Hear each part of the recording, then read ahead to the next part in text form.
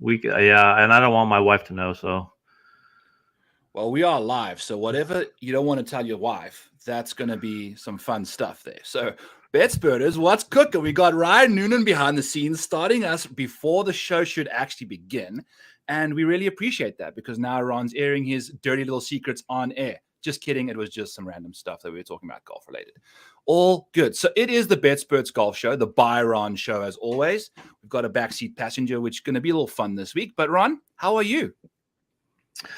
yes, I am good, Byron. Glad to be with you again here. So yeah, I mean, getting into this week, we've got a Bombers Paradise, and we've had some back and forth on Twitter about that. I don't think that's a lazy narrative this week, especially when all the players are talking about softer conditions. And so, yeah, these are the tournaments, where you have these weak fields where if you do the research and which lower tier players fit the course, I think there's some huge edges this week. And obviously the rabbit hole is as good as it gets for weeks like this when you're digging for those edges and those, research nuggets that will matter this week, like, aggressiveness on par fives, even, past history on past Balam courses. And so, yeah, the rabbit hole is a great tool. And so just bringing it up here right at the start. If you haven't checked it out yet, $5 for the entire year if you're in a state that allows vivid picks. And if not, we have promo codes for you as well. So again, anybody can get the rabbit hole. And again, just at least test it out. I think you'll be really impressed. I don't think they'll just have to test it out. I think they'll do just fine getting it and keeping it. So we'll just tell the people that. It's the Mexico Open, Ron. Like you said, the Bombers Paradise. Little softer conditions, but not as windy. So I think, I think like the normal average Joe that kind of plays golf, bets on golf, thinks that when it gets wet, it's a bit more like difficult.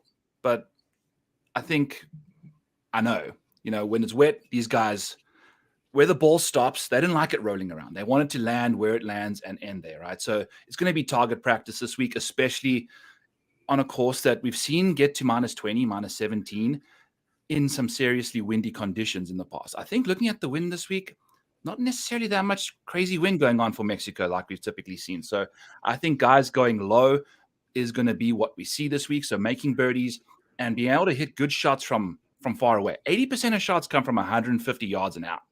No, we're not going to see too many wedges this week.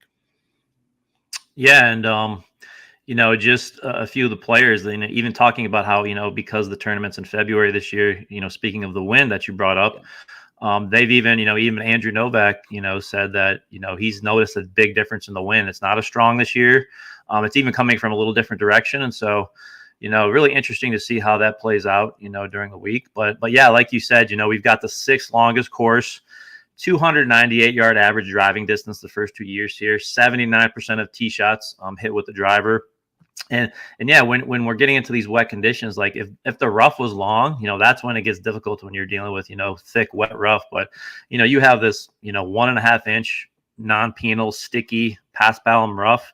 And so, yeah, I don't think I think, we could be looking at, even a mid 20 under, 25 under, getting in that range. So, it hasn't really been a birdie fest the first 2 years. Like, it's actually middle of the pack when you look at scoring difficulty. But, I think we could see it, get even a little lower this week. Yeah, I'm expecting it to get lower. So if there's a bet out there to have the lowest total strokes or whatever compared to prior years, if it's the average for the last 2 years, I'd bet the under. I just would imagine that's just a little degenerate stuff out there for those of you doing that kind of stuff. But this is a BetSpirits DFS show, so let's dive right into the slate here. And starting at $12,000, I love how we go the whole year to start the year with Scotty Scheffler in these fields. They refuse to give us a $12,000 Scotty Scheffler.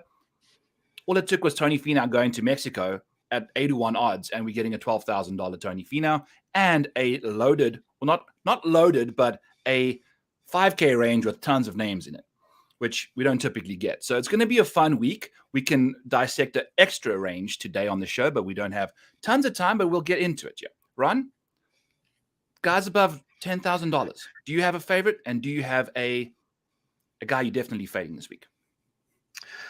So I'll start with Tony Finau. So I won't be full fading him. I don't think you can, especially if you're multi-entering this week, just because this course fits him so well. And, obviously, whether you want to call him almost like a mini Scheffler here with the putting difficulties, he's, on a week you probably going to need to score. So, if I'm doing 20 lineups or less, I probably am fading him. But just overall, from my perspective, I think I'm going to have bits and pieces of him, probably trying to mix him in with my other best core groups. That's kind of going to be my strategy this week. And just, I think the weakness of the field dictates that you just can't. I mean, we've seen John Rahm, elite players win here both years. And so, that kind of happens sometimes when you get to these weaker fields, these guys. So even though, Finau's having his struggles on the greens, he's still so good that he still has the ability to separate himself in these conditions. And he clearly loves this course. So that's my thoughts on him. But my favorite player, and I know he's kind of getting way up there in ownership, is Nikolai Højgaard. 10-7. If you look at weighted strokes gained over the last 6 months, he's the 28th best player in the entire world. He's a young elite talent. He's kind of been on a tear lately. If you look, he's got 4 top 7s in his last 3 months, including, winning the DP World Tour Championship. He was second at the Farmers Insurance Open. So he's a definite course fit guy this week with his distance off the tee, his long iron play. And I think Dietrich would probably be my second favorite. He's a guy who we all like to, make fun of on golf Twitter for how he collapses almost every Sunday when he's in the mix. But I think, he's kind of maybe growing a little bit here recently, playing very well so far, top 20 at the Farmers, top 5 at Pebble Beach. And again, he's another guy, we'll say this a lot, he just fits the course with his bombing ability off the tee. His approach play has been a little shaky, but I think all around, looking at the guys around him, even when you compare him to Grillo, I love Grillo. I think Grillo has a lot of win equity, but that 11-1 price tag is just really, really hard for me to take. Yeah, especially when Grillo's basically him and Tony Finau, both 11-1 and 12,000, and they're sitting with 2 strokes gain metrics, 1 each, outside the top 100 in this field. Grillo over the last 24 rounds has been cataclysmically bad chipping and putting. Chipping the ball. He's a great putter, but the chipping has been very bad around the greens. And Tony, obviously, the putter sitting in the same range there. So we're going to have to see what happens there. Grillo, I've got a top 10 bet on him. I think he's got that upside potential, but who the hell knows what the rest of his game is going to show up with. We'll see what cooks there. I just want to put an asterisk on the Thomas Dietrich top 5 at Pebble Beach. That was after 3 rounds. We had yet to enter Sunday for Thomas Dietrich to do his thing and probably finish T19 after playing on Sunday. But just put that out there. I do have some interesting names that I'm kind of leaning into. Thorbjorn Olesen.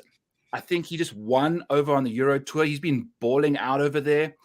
I think I like him coming to Mexico versus like straight to the United States in a way. I think it's a nice transition as a DP World Tour stepping stone before he gets to the USA. Who the hell knows? I don't think many people are familiar with his name. I wasn't entering the week. I know I don't pay too much attention to the DP World Tour. We'll see what happens. I like his chances. He's playing great golf, and he leads the field over the last 24 rounds in strokes gained total.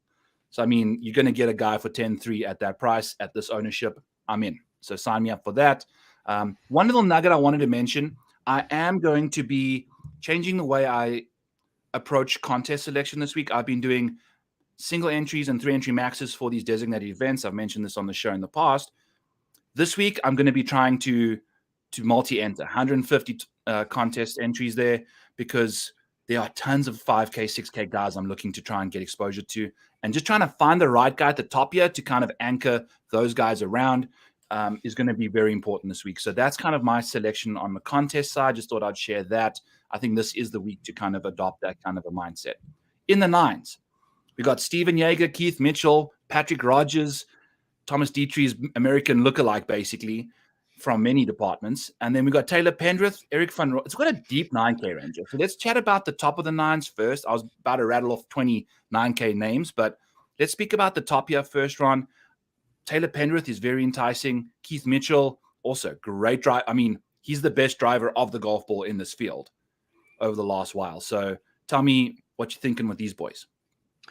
Yeah, this is a pretty loaded range. I mean, when you look at course fits, when you look at, that bomber narrative, I mean, there's some guys here you could get into. And yeah, just one thing that kind of came to my mind when, we're talking about, the narrative this week. I think you would agree with me. One of the keys is going to be finding players who don't fit the bomber narrative. The Brandon Woos and the David Lipskys of the world who, can still have success at this course, due to iron play or spike putting week. And, that's another thing that I used a rabbit hole for this week is, we have a floor ceiling filter. And, it was real interesting to look at, looking over the last year, players who have gained 3 strokes or more putting. And you have some names on here that we're going to get into, but, Bobby McIntyre, Carson Young, Matt Wallace, Victor Perez, Justin Suh, and Dylan Wu are pretty high up there. And so just something else for people to think about. That could be the key to winning this week is finding those couple guys who can pop and make, maybe they're not long off the tee, but they can make it up in other ways. And so, Ryan Fox, who I just mentioned, he's probably my favorite in this range. And I know you said, and I'll come back to him actually, because I know you did say the top, and I know you probably have some guys you want to get to, but there's one guy in that top that really sticks out to me. And he is I'm seeing right around 21% right now, Steven Jaeger. And so he's kind of a conundrum a little bit because he doesn't typically spike high enough to challenge for wins. He's got one of the highest consistent floors on tour. He's kind of been a top 20 machine lately. And here in Mexico, he's got finishes of 18th and 15th. And so, he just recently finished 3rd at Torrey Pines, which, kind of his best finish ever. And that's a similar long course here to Vidanta. And so I think considering the improvements he's made with his ball striking combined with a weak field, I think he has the potential to really have a high finish this week. And so there's some other names. I know people are all into Taylor Pendrith. I'm kind of fading him this week. I do like Patrick Rogers. He's kind of shown some good consistency here in the past as well, and definitely fits the profile we're looking for. So I think Jaeger and Rogers are going to be my favorite 2 plays here in the upper nines. Yeah, I have had the same feelings about Jaeger as I have with Dietrich and Rogers, where you can just take a look at Jaeger's round 3, round 4 scoring, and it just goes backwards. But he makes so many cuts and then kind of falls down the pack. After watching what he got up to at the Farmers, maybe he's turned the corner in that department. He definitely hung tough. I was expecting him to do what Dietrich did and eject, didn't. So he hung tough there. I'm totally down to play Jaeger. And there's a weird little correlation. I'm kind of looking to play guys that played well at Torrey, and particularly Torrey North. If you can find a guy that played really nicely on that venue, I think that translates a bit better to this venue. But even the South course has got similar kind of categories, like impressive long distance off the tee and long iron play. I think you're going to translate both of those from Torrey to Mexico. The difficulty, once you miss the fairway, not nearly as much as Torrey, but I do like guys that played well at Torrey because of that exact reason. So I don't mind Jaeger. I don't mind Rogers. We'll see what, Rogers has played quite nicely in the past, and it suits his kind of game. Keith Mitchell, to me, I don't think I'm going to get the upside for the ownership and the price that he's providing here. He hasn't had a top 5 finish in the last 12 months, so that's rough on Keith's side of things. So we'll see what he can do. But there are some names down, I think, more likely in the 8Ks. I'm kind of not necessarily in the mood to deal with too many of these guys in the 9s. I think I'm going to deal with some guys in the 10s and jump right down to the 8s after that for the most part for me. So, yeah. Yeah, so I like this Ryan Fox for me. So what I like about him is, so first of all, he's a 3-time DP World Tour winner, and he's getting more used to playing on the tour with every passing week. I think he has a combination of high upside and, when you look at ownership, kind of 9% range here. Yeah. So, with course history not being much of a factor here in Mexico, and almost going back to the same reason you like Olesen, I think, his overall experience and course fit is going to allow him to contend here. If you look at just in Phoenix, he was in the top 10 through 36 holes and he kind of faded down the stretch. But I think, this course here at Vidanta fits him even better, where he can play to his strengths, power off the tee, elite long iron play. And so he's my big guy down here. And then, when you go down to the very bottom of this range, I'm sticking with old tried and true Homeless Hubbard at 9 flat. He's one of those guys that doesn't fit the profile, but he can make up for it with his irons and a hot putter. And, he leads the field in approach over the past 6 months. He's also in the top 5 in this field, putting on, kind of these slower paspalum greens. And when another thing I use the rabbit hole for is to look at performance on long courses. And he's actually 19th best in this field on these very long courses, which was surprising to me. So He's a guy who, more for a consistency level, because you're going to have a lot of volatility this week. Even when we're looking at, like you said, these guys in the 5K range, where you can kind of mix and match and you can get a little creative. And I think it's a great week, like you said, to go with 150 lineups if you can do that, because of the variance you're going to have this week. And so just kind of mixing and matching guys. And I think Hubbard is one of the few guys that does give you kind of a level of consistency up here.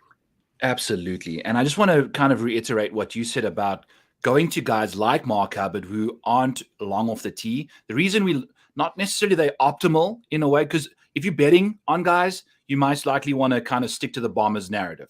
Big off the tee, good on approach from far.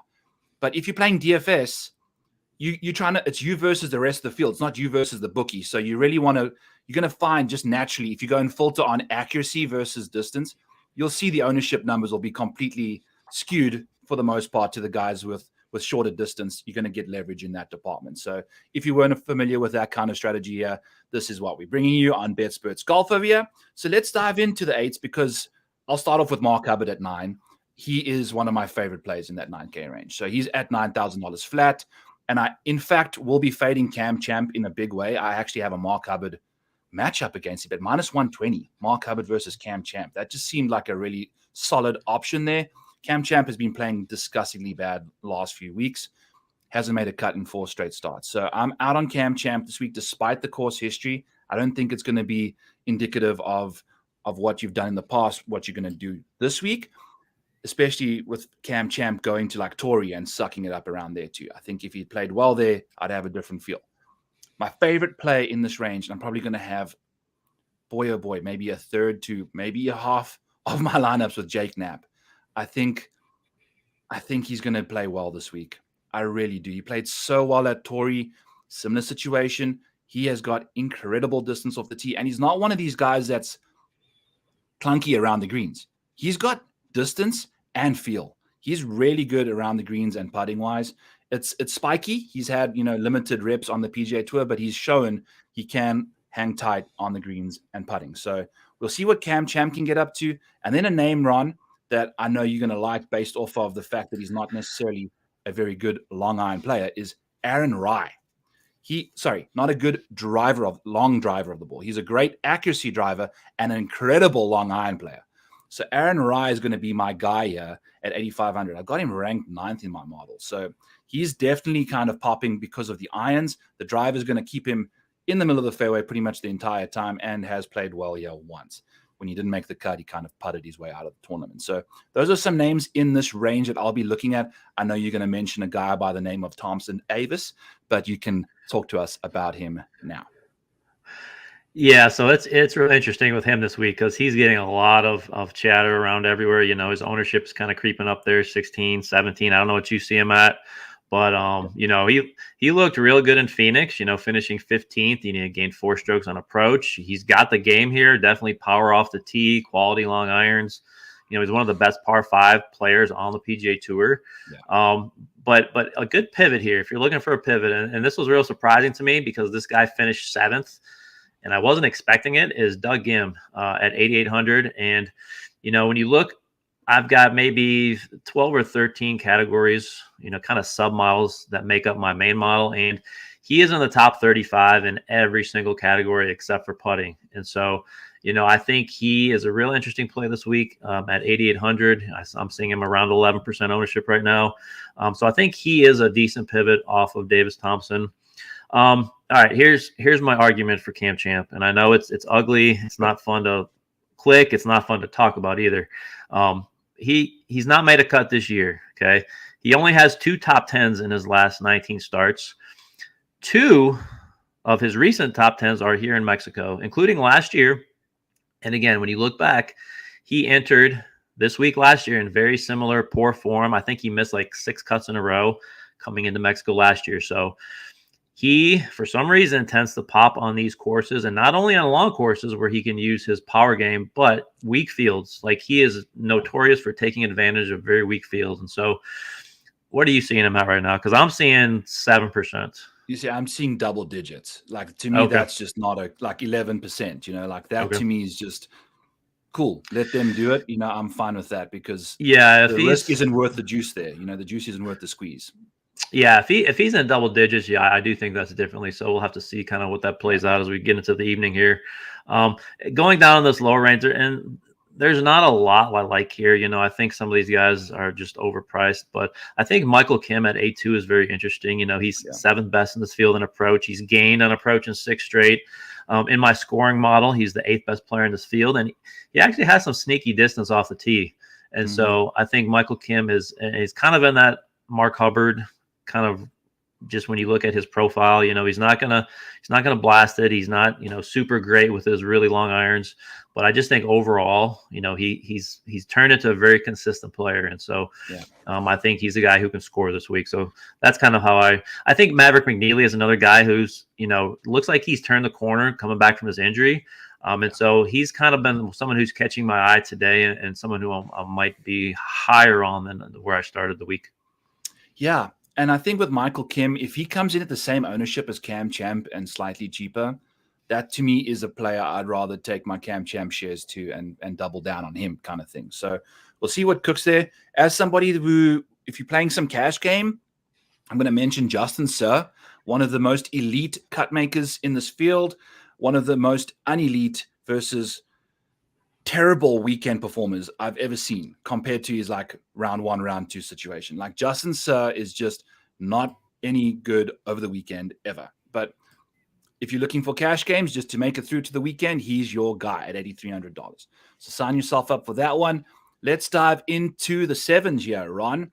I got some names that I like, and I'll start off with Alejandro Tosti.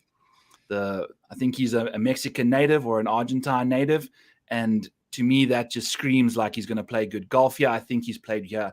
He's played well here in the past, which, I've mentioned course history is not necessarily going to be the be-all and end-all, but a top 10 here in 2023 is all you need to know. He's got incredible length off the tee, and he's very explosive when it comes to scoring. I think in around round 2 showdown or round 3 showdown at the Sony, he scored me 5 total points in a showdown slate, which, if you think about a birdie being 5 points, that was not a very good round from him. But he's also been one of the guys that's at $6,300 or so in those fields, been explosive and scored me like 40-something points. So he's got that. He can just needs to get through the cut, and then we're looking pretty for him. He's all over the place, but the distance off the tee at a golf course he's played well at, I like it a lot. He is gaining some steam, but I don't mind going there in that department. I'll leave Jonathan Vegas to you. I'm assuming you'll like Johnny. He's basically a Tony Finau heavy, light version, where he's a bit thicker than Tony, but also the putting is about as bad, and the around the green play worse, much worse. Tony's at least better around the green. So you can give us your take on there. I will dive into Carson Young, though. There's a bit of chalky guys in this range. Carson Young is one of the best long iron players in this field. If you take a look at what he can get up to on this from far away, my gosh, he can play good golf with a long iron in his hand, and he's showing that he can play here quite well. So Carson Young at $7,400, a little expensive ownership-wise there, but I don't mind him whatsoever. And then give me some Scott Stallings. I'll be all over Scott Stallings this week. He's one of the few options here that isn't necessarily high owned that I feel like can really get going on this course. He's shown some flashes in the past and then kind of fallen away by the wayside, but I'm in the mood to deal with some Scott Stallings this week, and that kind of takes care of my 7K fetishes here, outside of maybe an Andrew Novak, who I'm looking to kind of pounce on after a quick little sneaky waste management Phoenix Open last week, 2 weeks ago. So I think this 7K range is the one that's going to make or break, kind of the slate this week, because there are so many guys who have kind of the extreme upside. And yeah, I couldn't agree more with you on Toasty. Going back, and again, if you haven't read Byron's piece on the Corn Ferry group that had joined the tour this year, he's got the highest upside, in my opinion. He finished 10th here last year. He's got the length off the tee. He's got the birdie making firepower to contend. I think I have an 80-1 ticket on him, this week. I know the odds have already dropped to, I think, 65 or somewhere around there. So love him this week. All right. So Johnny Vegas. Okay. So when I think bomber, resort course, Paspalum, I think Johnny Vegas. In my model, he's the second best player in this field on long courses. He's the 4th best on Paspalum. He's the 5th best in weak fields.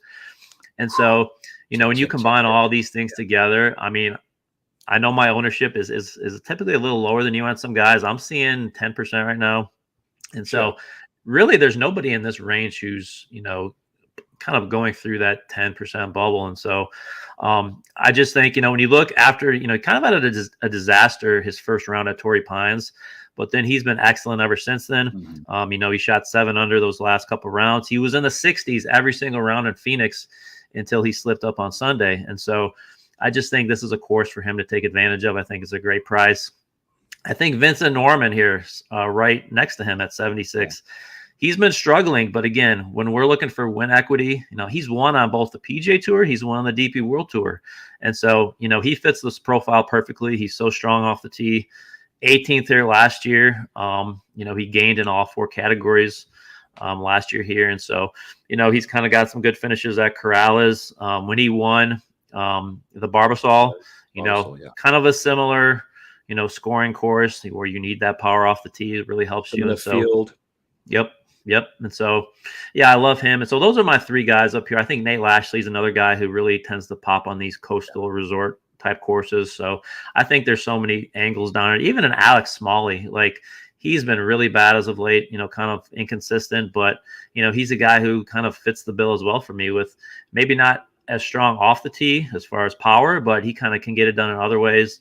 And, if he could just have one of those spike putting weeks, I think it could be a week for him to turn the corner as well. So there's a lot of names down here, and I'll get into the low 7s. I don't know if you have anyone else to add, but I think Sam Stevens, who is popular this year, or this week. And so, I was on him earlier, but I'm seeing 14, 15%. And so that's probably a little too much for me. And so if you want to get really different, and I know he is another guy that's been pretty bad lately, but Bobby McIntyre sitting there at 7K, he's really struggling in different parts of his game, mostly on the greens, though. I mean, when you look at the numbers, he's been just horrible putting.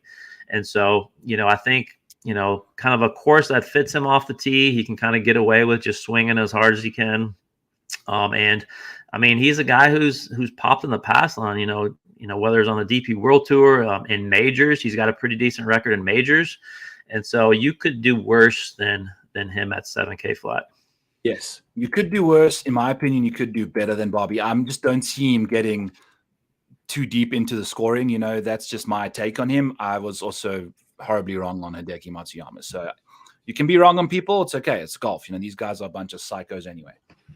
One that I want to mention that's kind of popping pretty hard for me, who hasn't been playing that good golf lately, is JJ Spahn. If you take a look at what he gets up to from a baseline long-term perspective, he's 7th in my model for the long-term rankings at $7,200. Like his iron play from far is incredibly good. So we'll see what he can get up to here.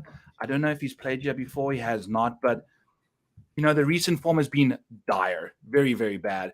And you're going to get some ownership leverage in that department for there. If he bounces back on a course he feels comfortable on with long irons in his hand, he's the guy. Are you interested in Chris Gotterup at all? I know he's also going to kind of catch some steam because tons of length off the tee, but not necessarily getting it done, despite that. I think he'll be one of those guys that I maybe have 5%, mix and match, because he does, again, he's a perfect fit for this course.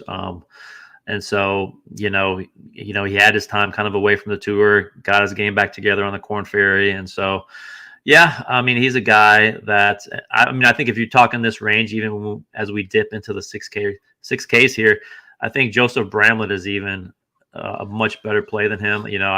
He's a guy who, really good on the par 5s, very underrated approach player. And so I really like Bramlett if we're looking like in this range right below him. Yes. I had an 8-1 bet on Joseph Bramlett at the Farmers for a top 20, and he needed to just birdie the final hole to cash that. He didn't.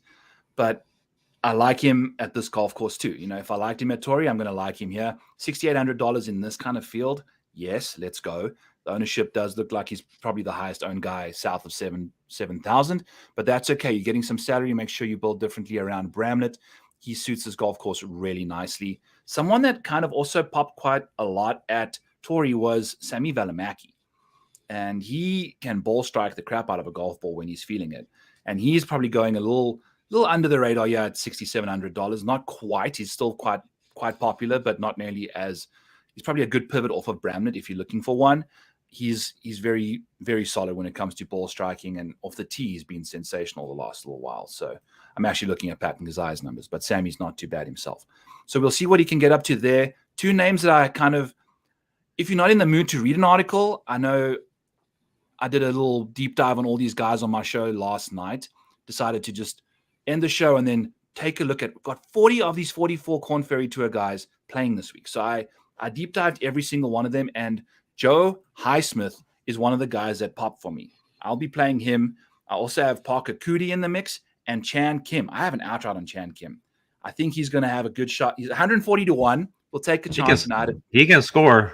He can. And the scores that he got when he was on the Corn Ferry Tour that he won those two tournaments were -20 and -28.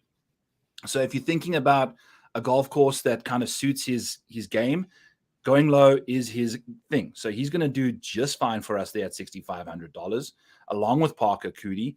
I think also there's a guy by the name of Rafael Campos.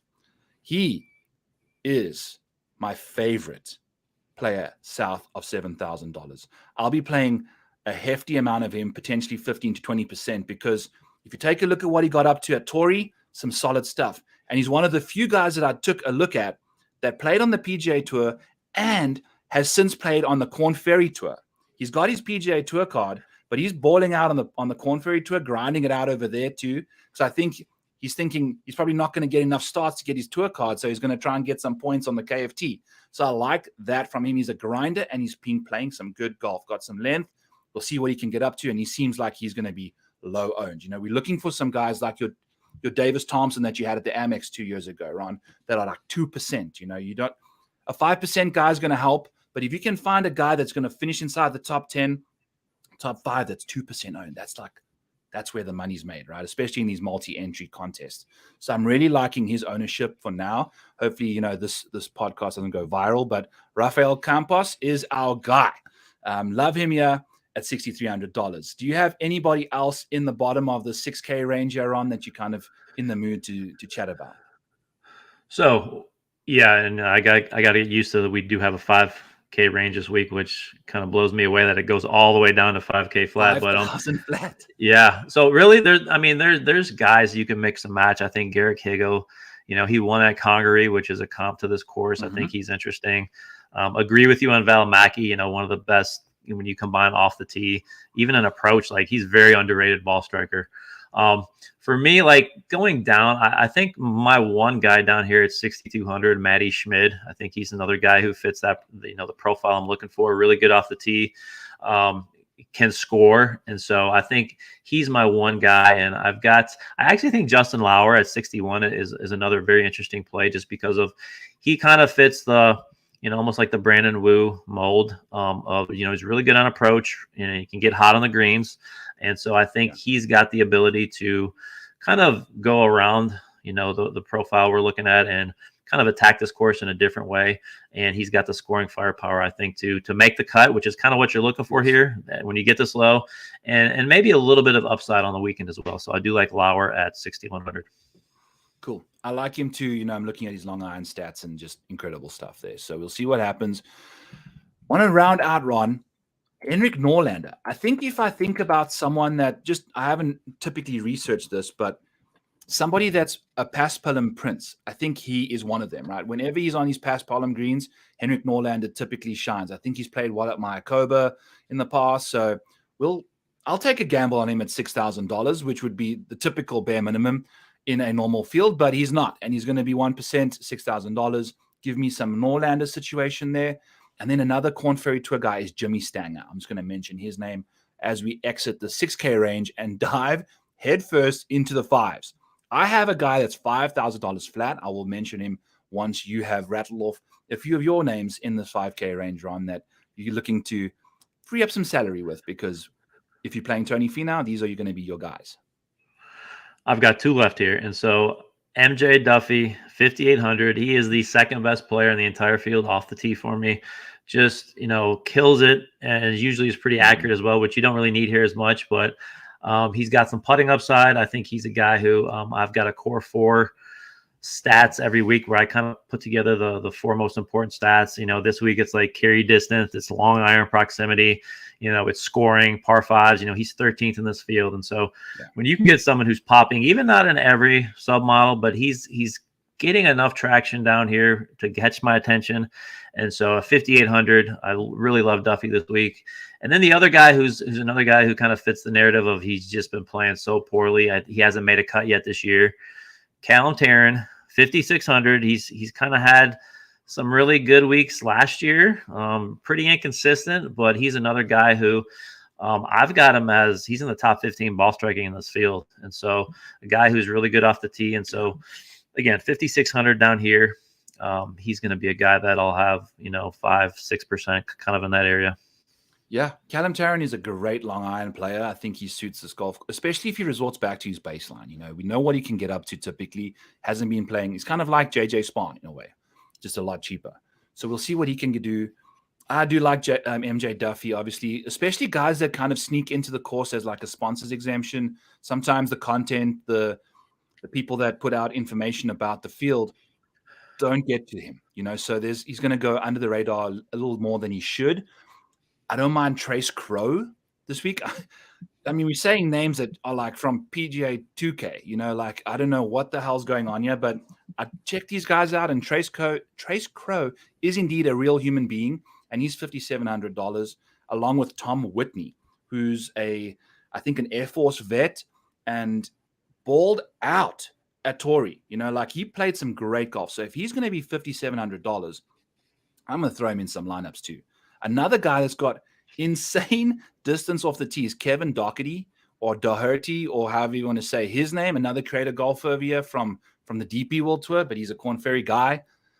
$5,500 for Kevin. He's someone I'm definitely looking at. And then if you're looking for another like continental Mediterranean individual, Rico Hoey is $5,300, and he is also just nuke city off the tee. Like the irons and the driving is pretty solid. He's basically a Johnny Vegas light, in the $5,300 range. The putting and chipping is very bad. So we'll have to kind of deal with that at $5,300, but he's $5,300, right? We don't get to say that too often, and he's really good with the ball striking. And then my $5,000 gem is Rahul Pereira. He qualified through Q School. If you go back and check the Mexico Open, he finished quite poorly here last year, but I believe he was tied with Tony Finau or one shot off Tony after round one, hung with them for 3 straight rounds, played solid golf, and then lost 7 strokes in round 4. Like just completely, just terrible golf. But I think he's played a bit more professional golf now. He's made it through Q School. He's playing with confidence now. I think if he finds himself on a golf course that he has shone on, at least for 3 rounds, $5,000 for this guy. And he's from Mexico, I think. So he's a crowd favorite, a local boy. I think he'll be playing some good golf. So sign me up for him. I'll be looking to play him a lot and kind of hope for the best from him there on round 4. Yeah, I think you did a great job of getting into the weeds there. And but no, this is the week. This is the week you want to play these guys, because there's going to be some volatility. There's going to be some guys who don't make the cut who you thought would make the cut. And so, yeah, especially if you're playing 150 lineups, mix and match the heck out of these guys down here, and you never know what could happen. So, yeah, you never know. And especially guys from Mexico, there's usually, like, whenever you go to a tournament that's got a bunch of like invites from that country, some of them usually pop, right? Like the Zozo, there's always a Japanese guy that plays well. It's kind of just how it goes. So throw a Mexican or 2 in your lineups just for poops and giggles and see what happens there. So, all right, Ron, let's do this thing again. Maybe we can remember. I can't remember. I should have gone back and watched. I had Will Z last week. I clearly remember that. Yeah, I think I gave you someone. I think I gave you Jason Day. Remember, I gave you Day. He was right above. That wasn't bad. That was a good matchup then. Yeah. Okay. Well, I owe you $1 then. Where are we going this time? Oh man, let's make it real interesting. Let's go 6K range. Let's go 6K range. Good. And I'll let you go first. I'll go with Jan. I'll go Brownlet. He's my highest rated guy up here. Ooh, nice. Yep, I agree. I've got this thing for Chan, so I don't mind that. I like both those guys. So we'll be rooting against both of them there, or at least your guy for a bit. But Brownlet will be in my lineups too. Love Chan Kim as well. Awesome. Well, I know Ryan Noonan doesn't know my send out line, so I'm going to just say thank you all for joining. We really had a great time giving you the Byron show here for the Mexico Open. We'll catch you guys next week for, I believe, the Cognizant Classic out there on the East Coast for the East Coast swing. So we're going to have some fun golf, some nuances to deal with there, and we start getting some of the big boys back in the field there. So till next week, we'll catch you guys then.